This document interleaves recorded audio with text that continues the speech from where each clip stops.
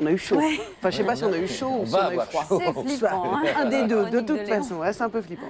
Alors, faire une réunion de travail autour d'un feu de camp, ça vous tente peut-être? Eh bien, c'est possible, en tout cas, dans un monde virtuel. Ouais, on va faire un petit exercice de mise en situation ce matin. Bon, alors c'est le matin, mais essayez d'imaginer que vous êtes le soir, sur une plage, la nuit tombe comme ça, et vous êtes autour d'un feu de camp avec votre patron et vos collègues en train de faire une réunion de travail et de déguster quelques côtelettes. Alors ce scénario de rêve, peut-être qu'on pourra le vivre un jour puisque les entreprises s'intéressent de plus en plus au monde virtuel comme Second Life. Alors Second Life, c'est donc ce monde virtuel 3D qui a été créé en 2003. On peut s'y créer un avatar pour y jouer, mais vous savez que les marques s'y intéressent beaucoup. Oui. Et puis les entreprises s'y intéressent aussi maintenant comme un outil en fait de communication interne pour organiser des réunions entre des salariés. Par exemple, une entreprise qui a des salariés à Marseille et à Bordeaux, elle peut réunir ses salariés dans une salle virtuelle sur Second Life. Alors c'est ce qu'a fait en fait l'année dernière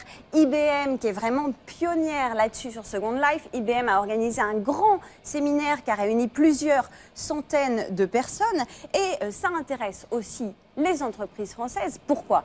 Tout simplement parce que organiser une réunion sur Second Life, c'est déjà un gain de temps et d'argent puisqu'il n'y a pas de transport. Vous me direz, on peut aussi faire une visioconférence. Oui. Mais dans Second Life, vous êtes dans un univers que vous avez créé. En fait, c'est vraiment une expérience ludique, immersive, qui est totalement unique et que vous ne pouvez pas avoir en visioconférence. Et ce qu'on suppose, c'est qu'en fait, cet univers-là, déjà, il implique plus les salariés dans la réunion, dans l'expérience qu'ils vivent, et puis surtout, il va stimuler leur créativité. Mais qui le crée cet univers? La boîte? Cet univers, voilà, c'est la boîte qu'il crée. Par exemple, IBM, ils se sont réunis dans un espace sécurisé, évidemment sur Second Life. Tout le monde ne peut pas entrer et participer à la réunion, heureusement. Donc voilà, donc il y a un certain nombre de bénéfices attendus et il y a une entreprise française qui s'appelle Make My World, enfin qui est franco-allemande plus précisément.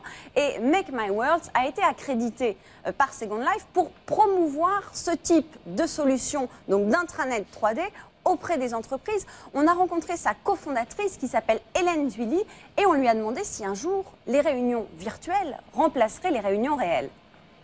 We cannot fly over to New York right now. It's impossible. But all our work doesn't stop because we basically never travel. We just do everything from within Second Life. Je pense pas qu'on puisse se passer de réunions physiques. Je pense que c'est un complément aux réunions physiques. Ça nous permet de gagner du temps, de gagner de l'argent. Celles qui le méritent, c'est celles qui vont vous prendre beaucoup de temps en transport pour peu de temps de réunion. Hi Timmy.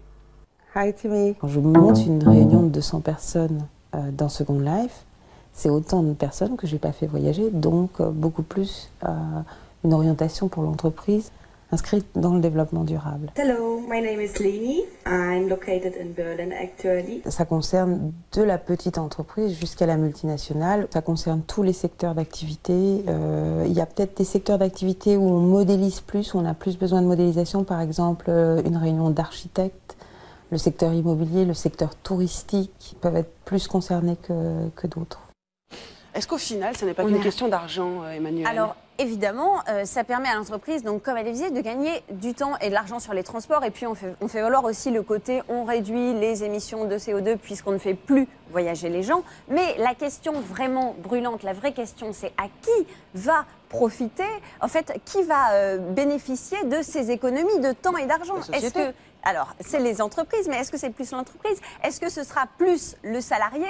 Et le discours officiel, c'est de dire, mais une entreprise qui organise un séminaire sur Second Life économise énormément d'argent et cet argent, elle va l'investir dans des activités qui vont bénéficier aux salariés. Ou sinon, le temps gagné par les salariés en transport va leur être rendu en temps libre pour profiter de leur famille. Et pas distribué aux actionnaires. Et pas distribué aux actionnaires, mais je pense qu'on est tous d'accord. On ne vit pas dans un monde idéal. Alors, soyons prudents. Qui vivra verra. Je pense que très bientôt, il y a des entreprises françaises qui vont vraiment lancer ce genre de solution. Mais ne soyons pas des oies blanches.